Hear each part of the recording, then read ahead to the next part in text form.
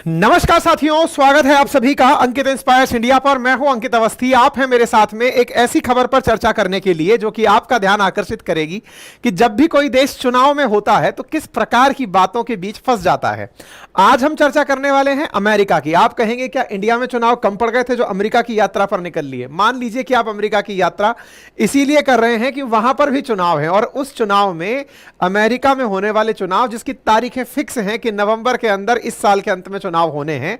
Donald Trump और Biden एक दूसरे के आगे हैं और इसी बीच में बाइडेन का एक बयान वायरल होता है और उस बयान में कहा जाता है कि इंडिया और चाइना ये लोग ज़ेनोफोबिक हैं। आज के सेशन में हम जानेंगे कि ये ज़ेनोफोबिक क्या होता है, किस प्रकार से हम लोगों को टैग किया जा रहा है। विस्तार से चर्चा करेंगे लेकिन एक क्विक अपडेट के साथ। और अपडेट ये है, चैनल पर नए हैं तो सब्सक्राइब कर लीजिए। हमारे नए बैचेस बीपीएससी के अनाउंस हो चुके हैं, बिहार पीसीएस के लाइव और रिकॉर्डेड क्लासेस जाकर के आप डेमो देख सकते हैं। एप्लीकेशन का लिंक कमेंट बॉक्स में है। कोर्सेज की कीमत 4500 रुपए है और यदि आप जीएस फाउंडेशन के साथ रिकॉर्डेड फॉर्म में लेना चाहते हैं तो 5500 रुपए में है। और मेरा जीएस रिकॉर्डेड फाउंडेशन इंडिविजुअली 1499 में उपलब्ध है। मेरे नोट्स 1999 में आपके लिए उपलब्ध हैं। आप उन्हें अपनी पाठशाला एप्लीकेशन से एक्सेस कर सकते हैं।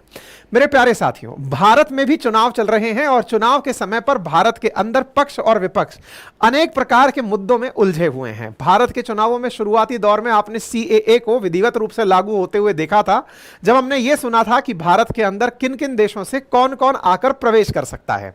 इसके बावजूद भारत के लिए अमेरिका ने एक वर्ड यूज किया है और अमेरिका का वर्ड है कि हम विदेशियों से डरते हैं। इसके लिए एक पर्टिकुलर शब्द है जिसका नाम है ज़ेनोफोबिक।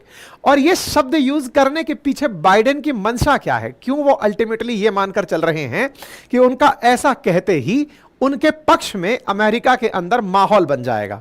बाय द वे मैं आपको बता दूं कि यहां पर इलेक्शन 5 नवंबर 2024 को होने वाले हैं। बाइडेन के सामने परिचित प्रतिद्वंदी ट्रंप खड़े हैं। ट्रंप का पलड़ा बहुत भारी है क्योंकि इस समय बाइडेन को कड़ी टक्कर ट्रंप से मिल रही है। ऐसी स्थिति में बाइडेन को भारत, चाइना, रशिया, जापान अचानक याद आ जाते हैं और इनके अचानक याद आते ही बयान आता है कि ये वो लोग हैं जो विदेशियों से डरते हैं। लेकिन हमें देखिए, हम विदेशियों का स्वागत करते हैं। अब आपके दिमाग में राजनीति को थोड़ा सा समझने की सूझबूझ बढ़ गई होगी।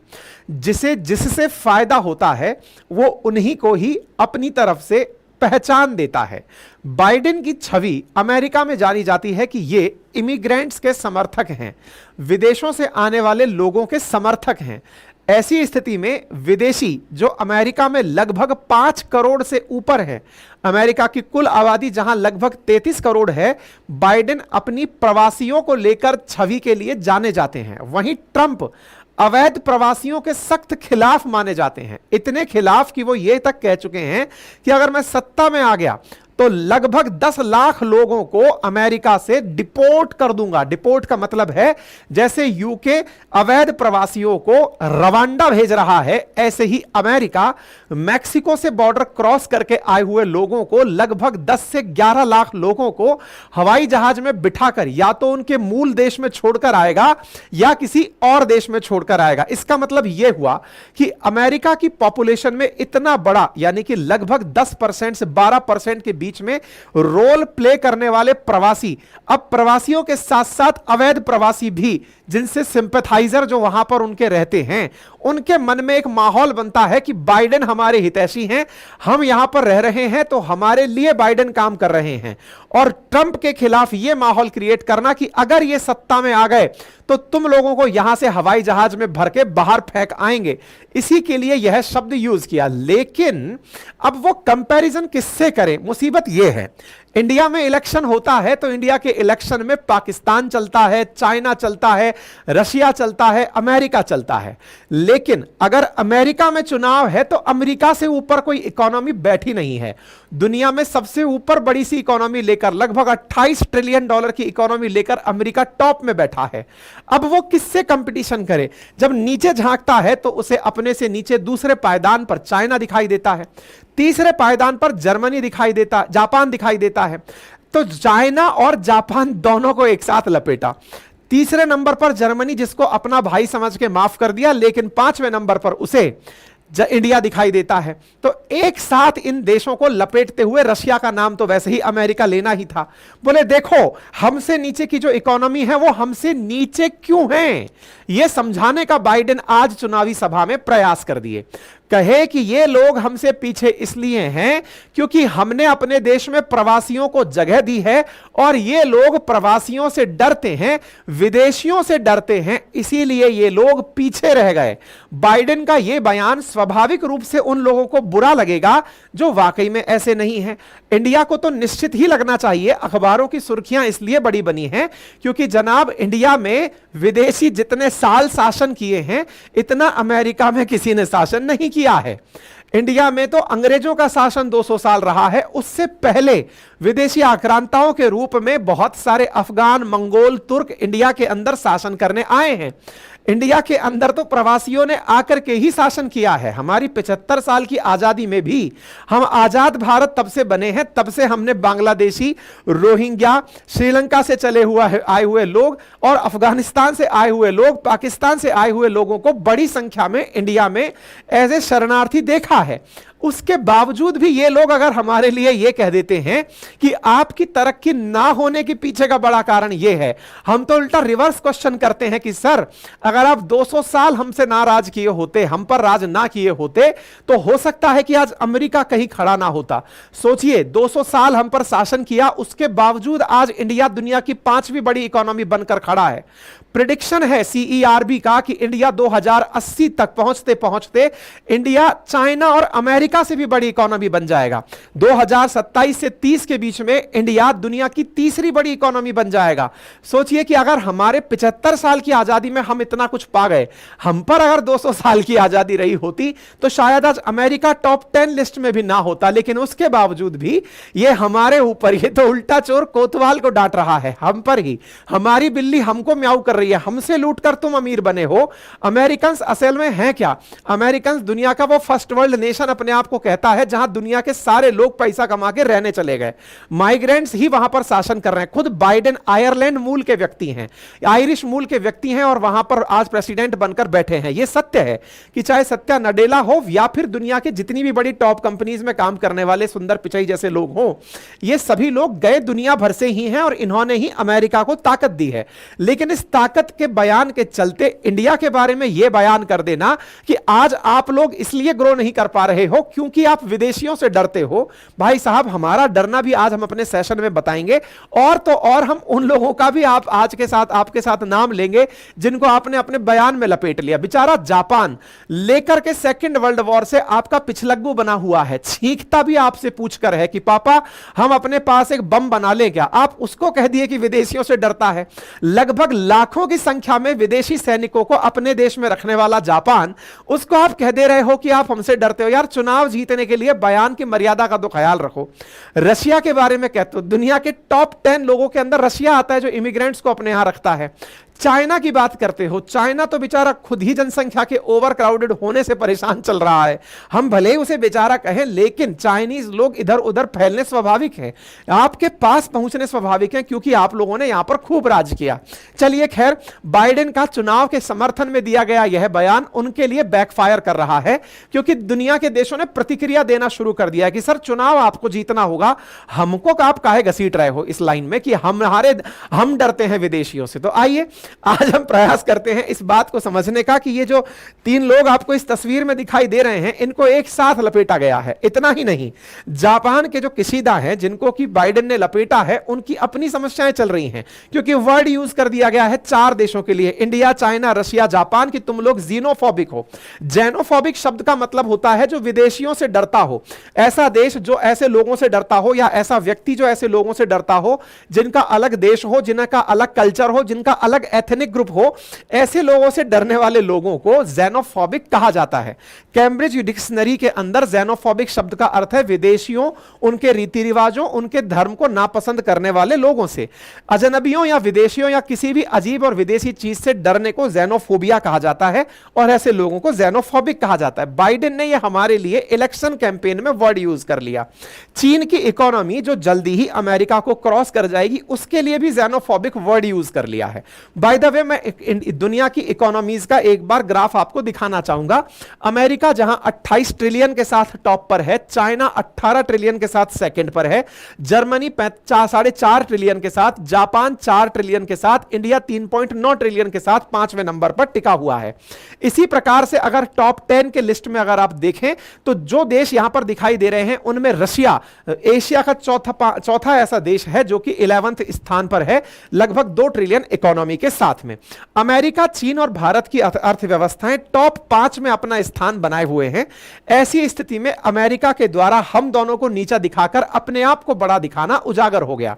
कहते हैं कि अपनी लाइन को बड़ा करने के 2 तरीके हैं, खुद मेहनत करके अपनी लाइन को और बड़ा कर लो या फिर दूसरे की लाइन छोटी कर दो। अपनी लाइन और बड़ी ये कर नहीं पा रहे हैं, ये मैं नहीं कहता, ये वर्ल्ड इकोनॉमिक आउटलुक के अंदर ये बात मेंशन की गई है। वर्ल्ड इकोनॉमिक आउटलुक ने कहा है कि जो डेवलप्ड नेशन है दुनिया के, उनकी जो ग्रोथ रेट चल रही है वो बहुत ही एवरेज लेवल पर चल रही है। अगर हम देखें तो वो 3% के आसपास के हिसाब से ग्रो कर रहे हैं। वर्ल्ड के जो डेवलप्ड देश हैं वो एडवांस इकोनॉमी 1.6 1.5 के हिसाब से दुनिया में ग्रो कर रहे हैं। वहीं पर जो इमर्जिंग और डेवलपिंग इकोनॉमीज हैं वो 4 के हिसाब से 4.4% के हिसाब से ग्रो कर रही हैं। तो डेवलप्ड नेशनों को डेवलपिंग देशों से बड़ी चिंता है। डेवलप्ड नेशंस में अगर हम अमेरिका को उठाकर देखें तो अमेरिका की इकोनॉमी 2.1% के साथ 1.7% के साथ जहां ग्रो करने वाली है, वहीं इमर्जिंग इकोनॉमीज में चाइना और इंडिया को अगर फोकस किया जाए तो आप पाएंगे कि इंडिया की इकोनॉमी जहां 6.5% के हिसाब से ग्रो करने वाली है, वहीं चाइना की इकोनॉमी 4.6% के हिसाब से ग्रो करने वाली है। दुनिया के अंदर अगर ओवरऑल देखा जाए तो सबसे तेजी से बढ़ती हुई अर्थव्यवस्थाएं इमर्जिंग इकोनॉमीज हैं, यानी कि डेवलपिंग नेशंस हैं। यह जेन्युइन माना जाता है कि जो देश कम विकसित हैं वो तेजी से विकास करेंगे और जो लोग ऑलरेडी विकसित हो चुके हैं वो थोड़ा धीरे विकास करेंगे। लेकिन फिर भी डेवलपमेंट सबको जरूरी है, क्योंकि अंततोगत्वा दौड़ के अंदर जब कछुआ जीतता है तो उसके पीछे यह कहा जाता है कि ये धीरे धीरे ही छोटी इकोनॉमीज जब मेहनत करने लगी तभी आगे तक पहुंची। यही कारण है कि भारत पिछले 10 सालों में 10वें पायदान से 5वें पायदान तक इसी ग्रोथ रेट पर ग्रो करते हुए पहुंच गया है। आने वाले समय में भी अगर हम इतना भी कंसिस्टेंटली मेंटेन कर गए तो अगले 5 से 7 सालों में हम तीसरी बड़ी इकोनॉमी होंगे और अगले 25 से 30 सालों के अंदर इंडिया, 25 से 30 नहीं तो 40 सालों के अंदर इंडिया दुनिया की पहली इकोनॉमी इन्हीं डेटा को लेकर अगर काम किया जाए तो होगी। ये इसी दर से ग्रो करते रहें और हम इस दर से ग्रो करते रहे तो इंडिया आने वाले समय में दुनिया की नंबर 1 इकोनॉमी भी बन सकती है। ऐसी बातें अगर किसी देश को पता चले तो वो खुद को तेज ग्रो कराए, ये उसके लिए चैलेंजिंग हो सकता है। लेकिन दूसरे देशों पर टिप्पणी कर दे कि ये लोग पिछड़े हुए इसलिए हैं क्योंकि इन देशों ने अपने यहां पर विदेशियों को जगह नहीं दे रखी। अमेरिका, आप दुनिया की सबसे पुरानी लोकतांत्रिक कंट्री हो जहां पर विदेशी दासता का इतिहास 200-250 साल पहले मिलता है। हम ताजा ताजा आजाद हुए देश हैं। हम पर जिसने भी शासन किया वो हमसे लूट कर ही लेकर गया है। आप लोगों ने जितना हमसे लूटा, क्योंकि गोरी चमड़ी के जो यूरोपियंस थे वही अमेरिका जाकर बसे। जो अमेरिका के नेटिव हैं उन्हें तो तुम लोगों ने किनारे लगा दिया। जो भी गोरी चमड़ी के लोग अमेरिका में फिलहाल दिखाई देते हैं, अमेरिका और कनाडा में दिखाई देते हैं, ये मूल रूप से यूरोपियंस ही हैं जो कभी वहां जाकर बस गए थे। वही यूरोपियंस जो कभी इंडिया पर आए थे और इंडिया को लेकिन लूटने आए थे, लेकिन अमेरिका में जाकर के ये लोग इसे एज ए आइलैंड कंट्री बनाकर रहने लग गए। फिलहाल के लिए भारत का लुट पिट करके भी इस स्थान पर पहुंचना आप लोगों को रास नहीं आ रहा है। इसलिए आपके बयान हम लोगों को नीचा दिखाकर खुद को ऊंचा दिखाने के प्रयास दिखाई प्रतीत होते हैं। इंडिया की इकोनॉमी को लेकर वर्ल्ड की तमाम एजेंसीज इंक्लूडिंग यूएन तक मानता है कि इंडिया की ग्रोथ जबरदस्त है। चलो खैर, इंडिया की कहानी तो हम इंडियंस को बहुत अच्छे से पता है। इन बेचारों ने आपका क्या बिगाड़ा था? आप तो इनके आनंद ले लिए। ये कसीदा कुछ दिन पहले ही तो आपके कसीदे कस के अमेरिका से लौटे हैं। आप इन्हें भी ज़ेनोफोबिक कह दे रहे हैं। भाई मुझे पसंद आया हो या ना आया हो, लेकिन जापानी लोगों को आपकी ये बात बिल्कुल पसंद नहीं आई। जापानी लोग बड़े नाराज हो रहे हैं आपसे। वो कह रहे हैं कि आप लोगों के लिए और क्या करे श्रीमान। सेकेंड वर्ल्ड वॉर के अंदर जब अमेरिका ने हिटलर से नाराज होकर के जापान के ऊपर बम बरसा दिए थे, असल में जर्मनी, इटली और जापान एक साथ मिलकर के युद्ध लड़ रहे थे against Britain, France, America, Russia, इनके खिलाफ। ऐसे स्थिति में जापान ने हवाई आइलैंड पर अमेरिका के ही एक ठिकाने पर हमला कर दिया। अमेरिका जब तक युद्ध में नहीं था तब तक उसे कोई परवाह नहीं थी, वो लोगों को लड़ा के पैसे कमा रहा था। लेकिन जैसे ही यह घटना हुई, अमेरिका का दिमाग खिन्न हो गया। उसने कहा इन्हें अब मजा चखाना होगा। ऐसी स्थिति में उन्होंने जो प्रयोग करके न्यूक्लियर बम बनाया था, जिसके बारे में किसी को नहीं पता था, उसका उपयोग उन्होंने जापान पर ही कहा। जापान पर करके लाखों की संख्या में लोगों को पीढ़ियों तक बर्बाद कर दिया। इतिहास लेखकों ने जिस प्रकार से हिटलर को हत्यारा बताया है, असल मायने में अगर इतिहास कोई अनबायस्ड आदमी लिखे तो अमेरिका का भी नाम उसके अंदर लिखा जाएगा। लेकिन विजेता अमेरिका था, या विजेता वेस्टर्न वर्ल्ड की वो देश थे जो कि परमानेंट सीट लेकर बैठे हैं। इसलिए हिटलर को तो मार्क कर दिया गया कि यह जीनोसाइड करने वाला व्यक्ति था। लेकिन जिन जापानियों को एक बम से उड़ा दिया, उन अमेरिका के खिलाफ मार्केट में कंटेंट ये उपलब्ध नहीं होता कि कैसे उन्होंने एक बम से हजारों लाखों लोगों की जान ले ली, आने वाली कई पीढ़ियों को विकलांग कर दिया और पीड़ित कर दिया। खैर, अमेरिका का यह दर्द जापान पर इतना गहरा उतरा कि जापानी लोग हथियार छोड़कर घर में बैठ गए कि भाई अब हम युद्ध नहीं लड़ेंगे। वो जापान जो कि सेकेंड वर्ल्ड वॉर के दौरान China, ASEAN countries, even India के बॉर्डर तक पहुंच गया था, धुआंधार युद्ध करता हुआ, अपनी आक्रामकता के चलते उसने दुनिया पर राज करने के लिए लगभग एशिया समेटने का प्रयास कर दिया था, वो अचानक पीछे जाकर सिमट गया। और तो और वो इतना हिम्मतहार हो गया कि वो हाथ जोड़कर अमेरिका से कहा कि अब आप ही हमारे पालनहार हो, हमने आपके ऊपर हमला करके जो लेसन लिया वो हमारी कई पीढ़ियां पे करेंगी। आपसे रिक्वेस्ट है कि हम अब भविष्य में कभी वेपन ही नहीं उठाएंगे। हालांकि ये उस पर लादी गई शर्तों में से भी था, लेकिन अमेरिका ने उसके ऊपर जो शर्तें लादी उसमें यह कहा कि देखो तुम सारी चीजें मुक्त कर दो, कोरिया को दो भागों में बांट दो, साउथ और नॉर्थ कोरिया कर दो, इसी प्रकार से चाइना और ताइवान को लड़वा दो, दुनिया के देश छोड़कर तुम अपने देश में वापस चले जाओ, लेकिन चिंता मत करो, तुम्हारी हिफाजत करने के लिए हम तुम्हारे साथ रहेंगे। सेकेंड वर्ल्ड वॉर के बाद से ही अमेरिका की फोर्स अगर दुनिया में सबसे ज्यादा अमेरिका के बाहर कहीं रहती है तो उसका नाम जापान है। मेरे प्यारे साथियों, जापान की खुद की फोर्स इतनी प्रबल नहीं है जितनी जापान में इस समय अमेरिकन फोर्सेस रहती हैं। उसके बावजूद अगर जापानी लोग यह सुनेंगे कि बाइडेन कह रहा है कि हम जेनोफोबिक हैं, भाई साहब कहते हुए आपको शर्माना चाहिए। अमेरिकन आपको यह सोचना चाहिए कि जापानियों का कलेजा देखिए, जिन लाखों लोगों की आप लोगों ने जान ले ली हो, उनकी जान लेने के बावजूद भी वो आपको पलक पायने बिछाकर रखते हैं, आपसे हर बात पर पूछते हैं, आपके पीछे पीछे चलते हैं। आप कहते हो G7 में बोलो तो वो G7 में बोलते हैं, आप कहते हो कि UNSC में नहीं रखेंगे, वो कहते हैं ओके, आप कहते हो कि यहां से खड़े होकर चाइना को गाली दो, कहते हैं ओके, आप जो कहते हो वो करते हैं। उसके बाद आप उनको इस तरह से कहते हैं, सर जी ये शोभा नहीं देता है, आपने जापानियों को क्यों लपेट दिया? चलो इंडिया तो फिर भी नॉन अलाइन मूवमेंट में था, ना तेरी ना मेरी, हम तो अपनी ढपली बजा रहे थे, लेकिन आपने जिस तरह से विचारों के साथ किया, भाई साहब सरकार के मतलब लोग जो है ना वो कसीदा के खिलाफ कसीदे कस रहे हैं कि साहब देखो आप जाकर बाइडेन से मिलके आए हो और वो कह रहे हैं कि आप विदेशियों से डरते हैं। खैर कोई बात नहीं, बाइडेन का यह रिमार्क हो सकता है कि लोगों को बहुत बुरी तरह से प्रभावित करे। बाइडेन ने अपने देश में प्रवासियों के पक्ष प्राप्त करने के लिए भले ही यह बात कह दी हो, लेकिन दुनिया भर के लोग इसे अपनी अस्मिता से जोड़कर देख रहे हैं और कह रहे हैं कि बाइडेन आप लोग आजादी का 200 साल से ऊपर का कालखंड जी रहे हो और चाइना और इंडिया और जापान जैसे देश तो मात्र 75 साल की आजादी जी रहे हैं, उसके बावजूद ये आपके पीछे पीछे आ गए हैं। इसका मतलब ये आपसे ज्यादा पोटेंशियल रखते हैं। जो देश आपके देश को आकर के भी बड़ा बनाए वो भी इन्हीं के लोग थे, और ये लोग अगर अपने देश को इतना ऊंचा ले गए हैं तो बाइडेन आपको सोचने की जरूरत हो सकती है। खैर बाइडेन का यह बात तो एक तरह से बॉम्ब की तरह से गिरा चाइना जापान के अंदर। चाइनीज लोग भी बेचारे गजब फ्रस्ट हो रहे हैं। चाइना वाले कह रहे हैं कि सर जी आपकी बात मान ली हमने, हम जेनोफोबिक हैं, हम डरते हैं दुनिया के लोगों से, हम एक जैसे ही लोगों को देखना चाहते हैं, हम उइगर मुसलमानों पर भी, हम जिनजियांग प्रोविंस के अंदर भी बहुत ज्यादा यातनाएं लोगों को इसलिए देते हैं ताकि वो लोग भी हम जैसे दिखें, हम मस्जिदें भी चाइना में इसलिए तोड़ते हैं ताकि वो चाइनीज आर्किटेक्चर में दिखाई दें। सब बात समझ में आती है, लेकिन एक बात बताओ सर, आप चाइना वालों से परहेज क्यों करते हो? आप इमिग्रेशन की बात करते हो। एक बात बताओ, हमने कुछ दिन पहले ही आपके खिलाफ ग्लोबल टाइम्स में यह लाइन लिखी थी, आप यहां पर 24 मार्च की कटिंग देख रहे हैं लास्ट ईयर की, जिसमें चाइना वालों ने अमेरिका वालों के बारे में कहा था कि ये लोग जेनोफोबिक हैं, यानी कि अमेरिकन चाइनीज लोगों से डरते हैं और उनके खिलाफ विच हंटिंग करते हैं, यानी जानबूझकर टारगेट करते हैं।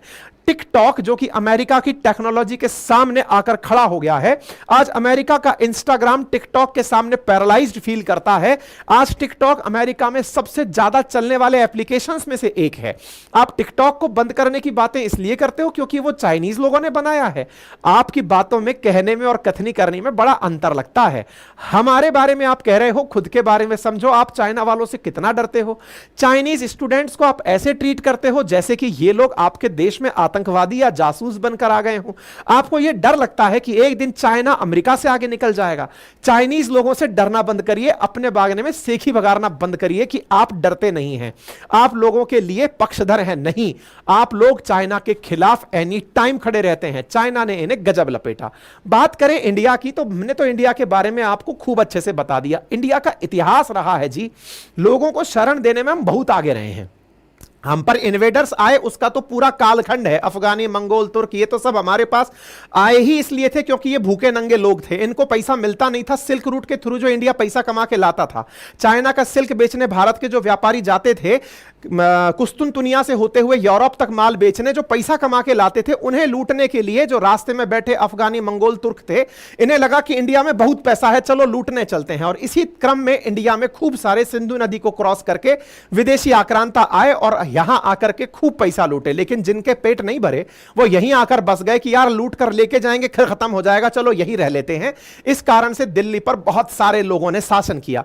दिल्ली पर शासन किया, शासन के बाद ये लोग चले गए, फिर तुम लोगों तक माल नहीं पहुंचा। तुम लोग भी वास्को डी गामा को लेकर घूमने चले आए कि चलो इंडिया कहां है। तुम लोगों ने भी 200 साल यार हम पर शासन कर लिया। उसके बावजूद भी आज हम अगर उठ गए हैं तो हम पर यह शब्द यूज करना जमता नहीं है। फिर भी सोचो, हमने सहायता प्राप्त करने के नाम पर चाहे पारसी आए हो या जोरेस्ट्रियंस आए हो, उन्हें 12वीं शताब्दी से लेकर 16वीं शताब्दी के बीच में अपने देश में जगह दी है। अपने देश के अंदर उन्हें रहने का स्थान दिया है। और इतना ही नहीं, आज हमारे देश के अंदर चाहे सैम मानेकशॉ हो, चाहे जमशेद जी टाटा हो, चाहे होमी जागीर बाबा हो, ये तमाम वो पारसी हैं जिन्होंने इंडिया में आजादी के बाद इतना नाम कमाया है। फिर भी तुम कहते हो कि यार इंडिया ने अपने देश में विदेशियों को जगह नहीं दी। अजी रहने दो, हमने इंडिया में आजादी के बाद से लेकर के आज तक भी बहुत सारे विदेशियों को जगह दी है। फिर चाहे पाकिस्तान से भाग के आए हुए प्रवासी हो, चाहे बांग्लादेश से आए हुए प्रवासी हो, चाहे म्यांमार से आए हुए हो, चाहे श्रीलंका से आए हो, चाहे नेपाल से आए हो, हमने अपने पड़ोसी मुल्कों से आए हुए बहुत से लोगों को अपने देश में जगह दी है। संख्या लाखों में है। आज भी हमारे नॉर्थ ईस्ट और बंगाल जैसे राज्य ऐसे हैं जो कि विदेशियों की संख्या से पीड़ित हैं। आज भी हमारे देश में ऐसी हालात हैं कि जब भी सिक्योरिटी ब्रीच की घटना आती है तो हमें डाउट होता है कि जिनके पास नागरिकता नहीं है वो लोग कहीं ना कहीं इस चीज के पीछे जिम्मेदार हो सकते हैं। फिर भी तुम हमारे बारे में ऐसी बात करते हो। यार हम तो प्रवासियों को बसाने के लिए सीएए जैसा बिल लेकर आते हैं, उस पर तुम्हें ऐतराज होता है।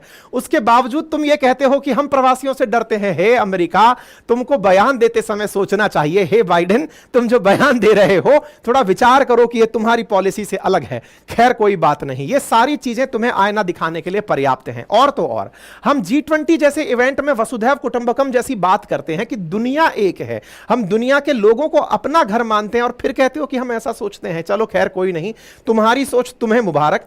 हमारा तो केवल दर्द जो है वो जापान के साथ जुड़ा हुआ है। वो जापान जो बेचारा खुद कह रहा है कि उसने 2000 से ज्यादा तो यूक्रेनियन रिफ्यूजीज को अपने देश में जगह दे दी है, तुम उसको भी फिर घसीट रहे हो। चलो खैर कोई बात नहीं। अब आते हैं रशिया के ऊपर। रशिया यूक्रेन वॉर जब चला, यह बात सही है कि रशिया में बहुत बड़ी संख्या में लोगों को मॉस्को के अंदर टेरर अटैक का सामना करना पड़ा। बाइडेन और पुतिन एक दूसरे के कट्टर विरोधी हो सकते हैं क्योंकि शीत युद्ध इन्हीं के कारण था। लंबे समय तक दोनों सुप्रीमेसी की लड़ाई लड़ते रहे। रशिया के केस में अमेरिका जो भी बयान दे, हम रशिया का पक्ष नहीं लेंगे। वो सेल्फ सफिशिएंट है, वो अपने हिसाब से जवाब देना जानता है। लेकिन चुनावों में तुम्हारे द्वारा किया गया कृत्य अब पब्लिक में यह जाहिर होता है। जिस प्रकार से भारत में जब चुनाव होते हैं और चुनाव के मुद्दे तलाशे जाते हैं, हर देश के अंदर एक को पक्ष में और एक को विपक्ष में रखा जाता है। हमारे देश में जातियों को जातियों से, धर्म को धर्म से, क्षेत्र को क्षेत्र से लड़ा करके वोट में प्राथमिकताएं पाई जाती हैं। आपके देश में रंग को दूसरे रंग से, क्षेत्र को दूसरे क्षेत्र से, भाषा, विदेशियों को स्वदेशियों से लड़ा करके चुनाव जीते जाते हैं। यानी कि अल्टीमेटली चुनाव सही और गलत का नहीं, प्रभावी लोगों का होता है, जिनका वोट बैंक ज्यादा होता है वे राज करते हैं। हालांकि ट्रंप पर आप भी वैसे ही करके फाइन लगाए जा रहे हैं जैसे कि किसी और देश में अपोजिशन के साथ होता है। एक बात और बता दें बाइडेन, आपकी चिंता केवल प्रवासी नहीं है। असल मायने में जो इस समय प्यू रिसर्च अपने डेटा प्रकाशित कर रहा है उसमें से जो व्हाइट क्रिश्चियन वोटर्स हैं वो आप पर अपना फेथ खो चुके हैं। ट्रंप के पक्ष में बड़ी संख्या में लोग निकलकर आ रहे हैं। बाइडेन की चिंता यह है कि खुद अमेरिकन बाइडेन को पसंद नहीं कर रहे हैं। यह प्यू रिसर्च का डेटा है जो कि ट्रंप के पक्ष में ज्यादा दिखाई पड़ता है। इसके बावजूद भी जो पॉपुलेशन को लेकर के तुम्हारे मन में भय है वो होना लाजमी है, क्योंकि जहां तुम्हारी पॉपुलेशन 33 करोड़ के आसपास है वहां पर लगभग 5 करोड़ तुम्हारे यहां विदेशी रहते हैं। 5 करोड़ विदेशियों का वोट बड़ी संख्या माना जाता है। ऐसी संख्या में यह वोट इधर से उधर अगर हो जाए तो निश्चित ही तुम्हें इसका फायदा और नुकसान हो सकता है। और यह सत्य है कि इमिग्रेशन पॉलिसीज को लेकर के अमेरिका काफी लंबे समय से बैकलैश झेल रहा है, क्योंकि जब भी अमेरिका में इलेक्शंस होते हैं इन्हीं मुद्दों को लेकर के बहस छिड़ती हैं। क्योंकि ट्रंप तो माइग्रेंट्स को एनिमल कहते हैं और कहते हैं कि इन्हें बाड़े में बंद कर दूंगा, अर्थात मैक्सिको से अगर वॉल क्रॉस करके कोई अमेरिका में आ रहा है तो मैं वॉल बना दूंगा, किसी को भी मैक्सिको से अमेरिका में नहीं आने दूंगा। तो जब ट्रंप के ऐसे बयान हो, ट्रंप यह कहते हो कि लगभग 1.25 करोड़ लोगों को जो अवैध प्रवासी आ गए हैं हवाई जहाज में भर के दूसरी जगह छोड़ आऊंगा, तो यह सब स्पष्ट होता है यह सारी वोट बैंक की लड़ाई है। कनाडा के अंदर जस्टिन ट्रूडो खालिस्तानियों के समर्थन में नारे लगवाते हैं, खालिस्तानी नारे लगते हुए खुद भाषण देते हैं। यह दर्शाता है कि इलेक्शन दुनिया में बहुत कुछ करवाता है।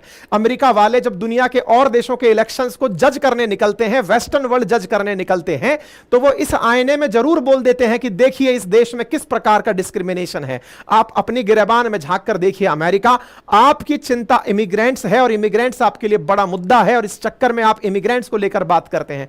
कनाडा, आप अपनी नजर झांक कर देखिए, आप खालिस्तानी समर्थकों के बावजूद भी वहां पर सिखों का वोट लेने के लिए, क्योंकि वहां पर लगभग 8 लाख के आसपास सिख हैं, 3 करोड़ की पॉपुलेशन में बड़ा नंबर है, आपको भी वहां पर जपनीत का समर्थन चाहिए, इसलिए आप भी ऐसी चीजें टॉलरेट कर लेते हैं। अजी ये पब्लिक है, जब से ग्लोबलाइजेशन हुआ है सब जानना शुरू कर दी है। वसुधैव कुटुंबकम हम केवल बोलते नहीं हैं, मानते भी हैं। इंडिया वाले दुनिया की सारी खबर रखते हैं और उन खबरों में तुम्हारी जब पोल पट्टी खुलती है तो हमें खुद पर गर्व होने का मौका मिलता है। तभी तो अंकित कहता है कि we are inspiring India. Ankit inspires India. मेरे प्यारे साथियों, फिलहाल के लिए इतना ही। जानकारी पसंद आई हो तो चैनल को सब्सक्राइब करना बिल्कुल ना भूलें, सो दैट आपको भविष्य में भी भारत पर गर्व करने का मौका हम यूं ही देते रहें। फिलहाल के लिए इतना ही। चैनल को सब्सक्राइब करें, साथियों से चैनल को साझा करें। सब्सक्राइब करने में ज्यादा समय नहीं लगता है, 0.19 सेकंड लगता है, बटन दबाना है, कोई खर्चा नहीं है। हां, खर्चे वाली बात विद्यार्थियों के लिए है कि बहुत ही नॉमिनल कीमत पर बिहार पीसीएस के कोर्स मात्र 4500 में complete live and recorded course आपके लिए उपलब्ध हैं। जाकर अपनी पाठशाला पर आप हमारी बैचेस का डेमो देख सकते हैं, अपनी पाठशाला पीसीएस पर डेमो देख सकते हैं।